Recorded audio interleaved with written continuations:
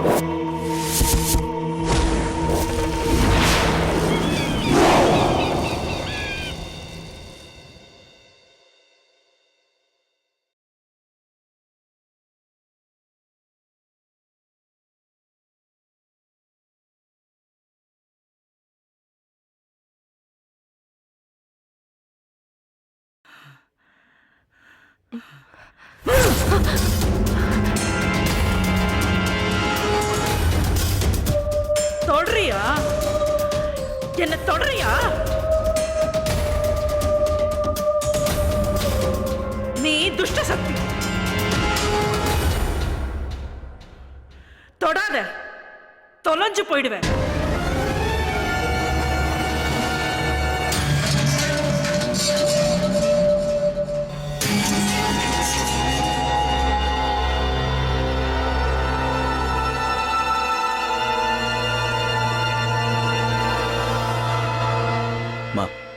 சாப்பிடுங்க, உங்களுக்கு உத்தரவு வரும்.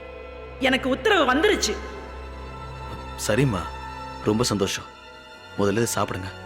இந்தாங்கம்மா ப்ளீஸ்.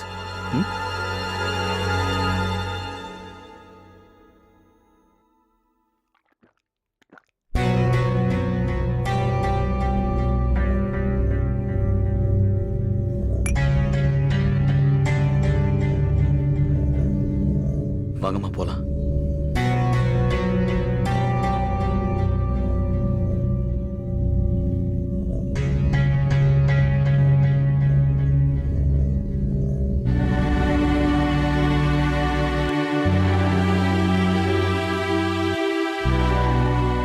நல்லா படுத்து தூங்குங்கம்மா.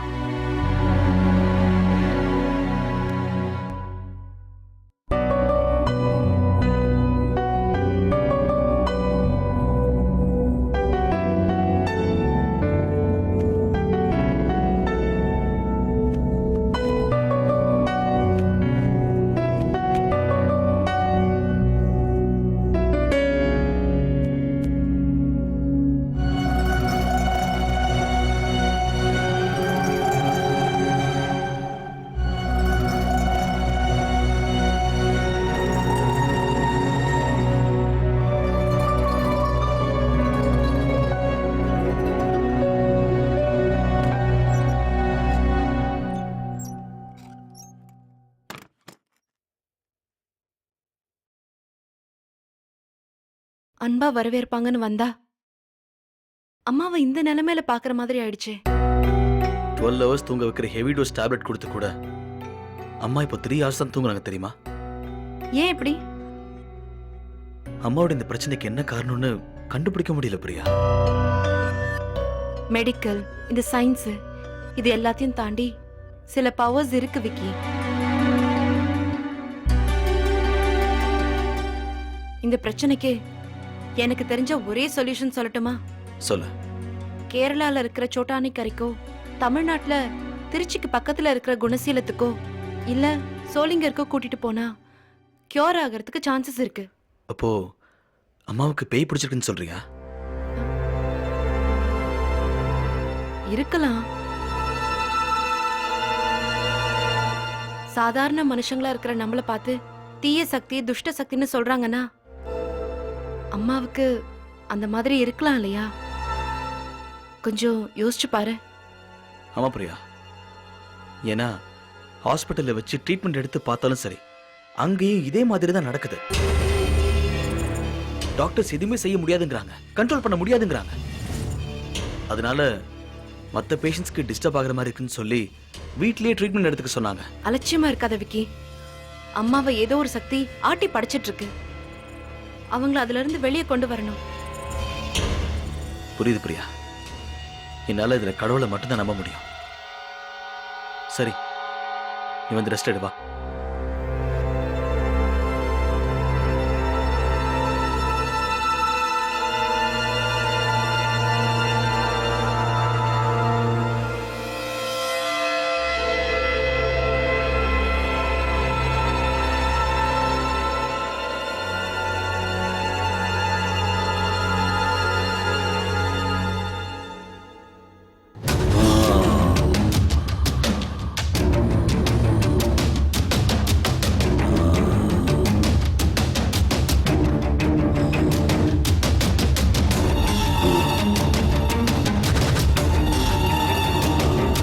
கடவுள் தான் காப்பாத்தணுமா? அப்ப அந்த கடவுளை யார் காப்பாத்துறது?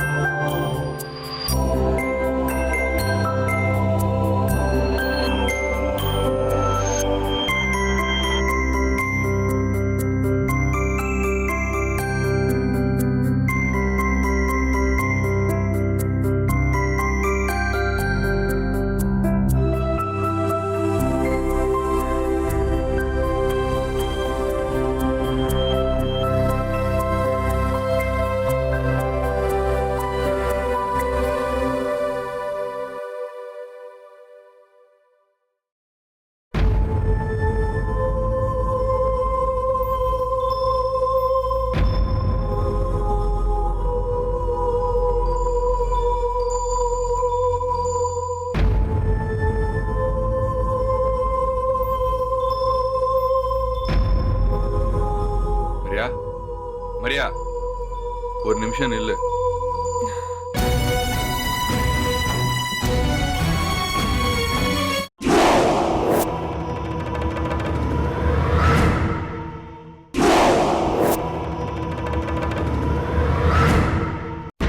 மரியா, அவன்கிட்ட ஒரு நிமிஷம் பேசணும்.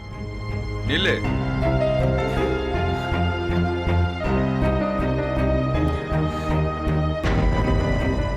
அந்தோனியா கல்யாணம் பண்ணிக்க நீ சம்மதிச்சிட்டியாமே? நான் சொல்லல, சொல்ல வச்சுட்டாரு. ஜெனிஃபர் மேல நான் வச்சிருக்க பாசத்தை வச்சு என்னை சம்மதிக்க வச்சிட்டாரு. அப்படின்னா சர்ச்சில் ஓலை வாசிக்கிறப்ப கல்யாணத்தில் இஷ்டம் இல்லைன்னு சொல்லிடு. டேவிட், இனிமே இந்த கல்யாண விஷயத்துல நீ தலையிடாத. தலையிடுவேன். ஏன்னா நான் உன் ஃப்ரெண்டு.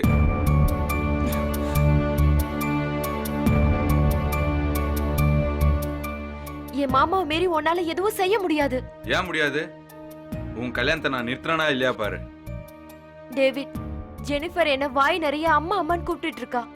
அந்த பாசமான உறவு எனக்கு எப்பவும் வேணும். ப்ளீஸ் அதை கெடுத்துறாத. அம்மான்னு கூப்பிடுறதுனால அந்த குழந்தையோட அப்பாவே கல்யாணம் பண்ண நினைக்கிறது எந்த விதத்துல நியாயம்? உங்க மாமா அந்தோனியை பத்தி நான் சொல்றதை விடு, உனக்கே நல்லா தெரியும். புரிஞ்சுக்கோ மரியா. வேற வழி இல்ல டேவிட், நான் சம்மதம் சொல்லிட்டேன். வர 28ஆம் தேதி கல்யாணம். இது நானே ஏத்துக்க போற வாழ்க்கை. இந்த விஷயத்துல நீ தலையிட வேண்டாம் டேவிட். பொருத்தமே இல்லாத வாழ்க்கைய நீ தேர்ந்தெடுக்கிறப்ப அதை தடுக்க வேண்டியது என் கடமை. இங்க பாரு டேவிட், உன் ஃப்ரெண்டுக்கு நீ நல்லது செய்யணும்னு நினைச்சீன்னா என் கல்யாண விஷயத்தை பத்தி நீ பேசாத. ஏன் என் கல்யாணத்துக்கே வராத.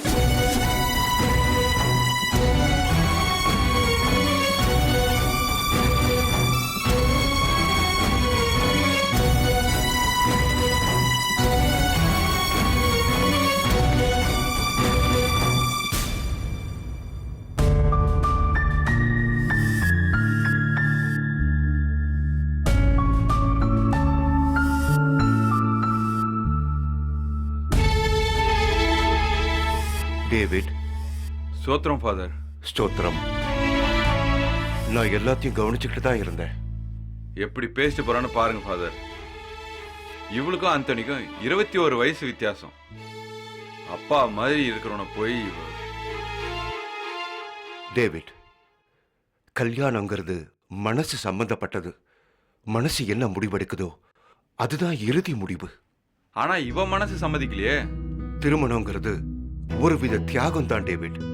மனைவிக்காக கணவனும் கணவனுக்காக மனைவியும் தங்களை அர்ப்பணிச்சுக்கிறதுக்காக செய்யப்படுற சடங்கு தான் கல்யாணம். மரியாவும் ஒரு தியாகத்துக்கு தயாராயிட்டா. இல்ல ஃபாதர், மரியாவோட கல்யாணம் அந்தோனியோட சூழ்ச்சி. அதை தடுத்தே ஆகணும். அதுக்கு நீங்க தான் உதவி செய்யணும் ஃபாதர். மரியாவும் அந்தோனியும் வாழ்க்கையில இணையணுன்றது ஆண்டவரோட விருப்பம்னா அவங்கள பிரிக்கிற உரிமை நமக்கு இல்ல David. God bless you, my child.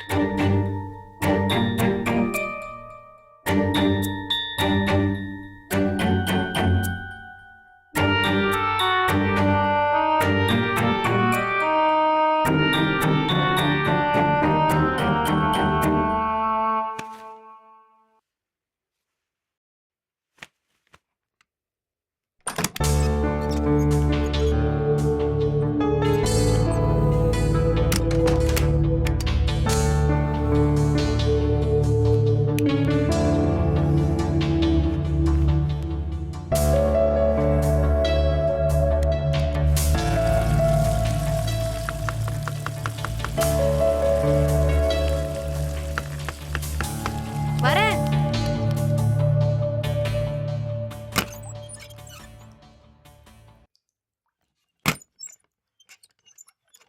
Good morning Priya. Good morning. Coffee ரெடியா இருக்கு, வா வந்து சாப்பிடு.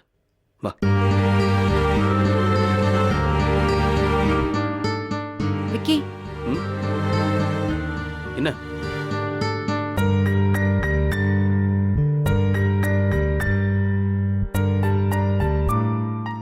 அம்மாவோட நிலைமைய நினைச்சா மனசுக்கு ரொம்ப கஷ்டமா இருக்கு. பிரியா, இப்படிதான் நடக்கணும்னு இருந்தா அது யாராலையும் தடுக்க முடியாது. சங்கு சாமியார் கூட உன் நெருங்கின உறவுக்குள்ள ஒரு துயரம் வரப்போகுதுன்னு சொன்னாரு. ஆனா அது அம்மாவுக்கு வரும்னு நான் நினைச்சு கூட பார்க்கல. அம்மாவுக்கு இப்படி ஆனதுக்கு நான் ஒரு வகையில காரணமாயிட்டேன். நீ எதுக்கு பிரியா அப்படி நினைக்கிற? அம்மாவுக்கு வந்தது நோய் இல்ல, கெட்ட சக்தியோட ஏவல். அது என்ன மிரட்டுறதுக்காக செஞ்ச சூழ்ச்சியா இருக்கும்னு நினைக்கிறேன்.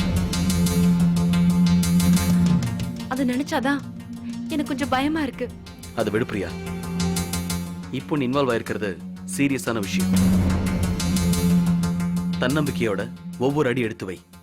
கண்டிப்பா நீ செய்வ. இல்ல விக்கி,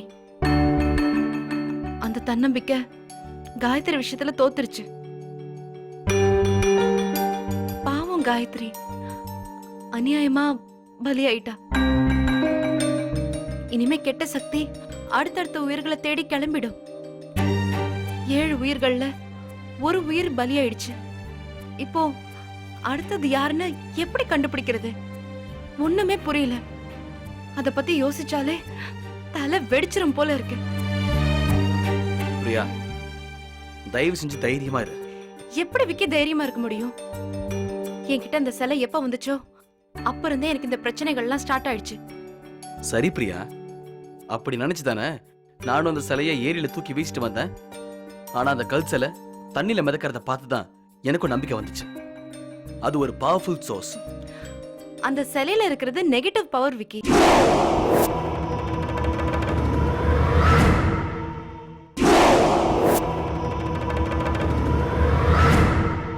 நானும் அந்த சிலையை ஏரியில தூக்கி வீசிட்டு வந்தேன். ஆனா அந்த கல் சிலை தண்ணியில மிதக்கிறத பார்த்துதான் எனக்கும் நம்பிக்கை வந்துச்சு. அது ஒரு பவர்ஃபுல் சோர்ஸ். அந்த சிலையில இருக்கிறது நெகட்டிவ் பவர் விக்கி. நோ, அந்த சிலை தான் உன்னை எல்லாத்திலயும் வழி நடத்த போகுது. எப்படி சொல்ற? காயத்ரியோட உயிரை அது காப்பாத்தலையே, அந்த உயிரை எடுத்தவனையும் தண்டிக்கலையே. சரி, இப்ப எதுக்கு திடீர்னு உனக்கு அந்த சிலை மேல கோவம் வருது? என்ன பொறுத்த வரைக்கும் இப்ப அது சிலை இல்ல, வெறும் கல்லுதான். இந்த சிலை ஆராய்ச்சிலாம் வேண்டாம். பேசாம நீ கனடாவுக்கே கிளம்புன்னு அப்பவே சொன்னல. நீ கேட்கல. இல்ல இல்ல சிலை பேசிச்சு, இதுக்கு ஏதோ சக்தி இருக்கு அப்படின்னு சொல்லிட்டு என்கிட்டயே சொல்லாம நீ ஏதோ அந்த இடத்துக்கு கிளம்பி போன.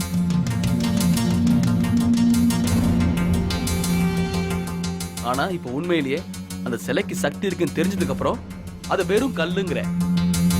சரி, இந்த சிலையை என்ன பண்ணலான்னு இருக்க? அத குழி தோண்டி புதைச்சிட்டு வந்துட்டேன். புதைச்சிட்டு வந்துட்டியா? என்ன சொல்ற? ஆமா விக்கி, அதனால நமக்கு எந்த பிரயோஜனமும் இல்லாதப்போ வீணா எதுக்கு அதை சுமந்துட்டு தெரியணும்? உனக்கு என்ன பைத்தியமா? எவ்வளவு பெரிய தப்பு பண்ணிட்டு தெரியுமா? நீ எந்த நம்பிக்கையில இப்படி பேசுற விக்கி? உன்னோட அம்மாவுக்கு இப்படி ஒரு பிரச்சனை வரும்னு நமக்கு எந்த அறிகுறியாவது காட்டுச்சு அந்த சிலை?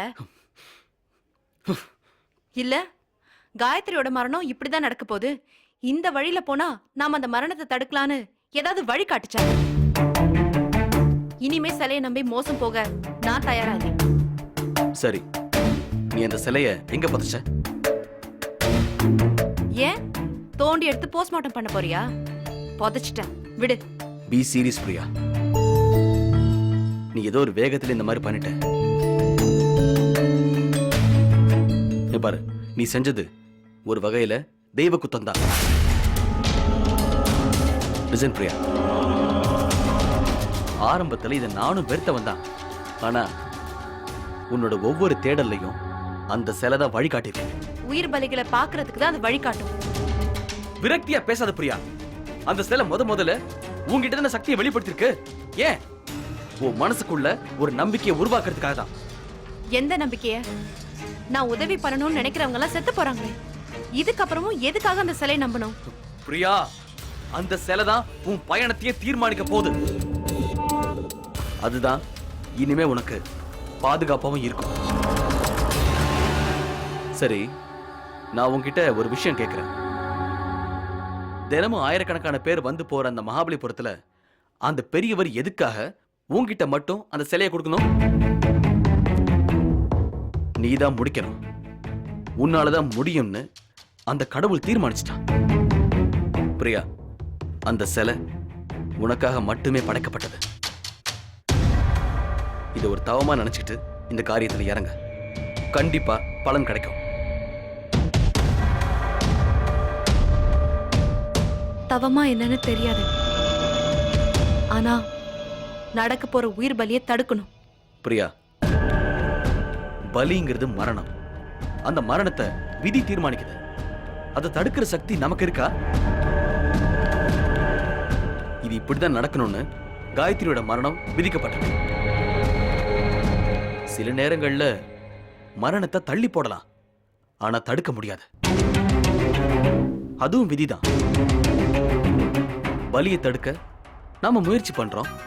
அதுக்குதான் அந்த சிலை நமக்கு வழிகாட்ட போகுது. மரணத்தை சிலை தடுக்கலையேன்னு வருத்தப்படக்கூடாது. விதிக்கப்பட்டதை மறுபடியும் மாத்திர சக்தி அந்த தெய்வத்துக்கு கூட கிடையாது. அந்த சிலை அவசியம் வேணுங்கிறியா? நீ செயல்படணும்னா அவசியம் வேணும். அதுதான் உன்னை இயக்க போற மூளை.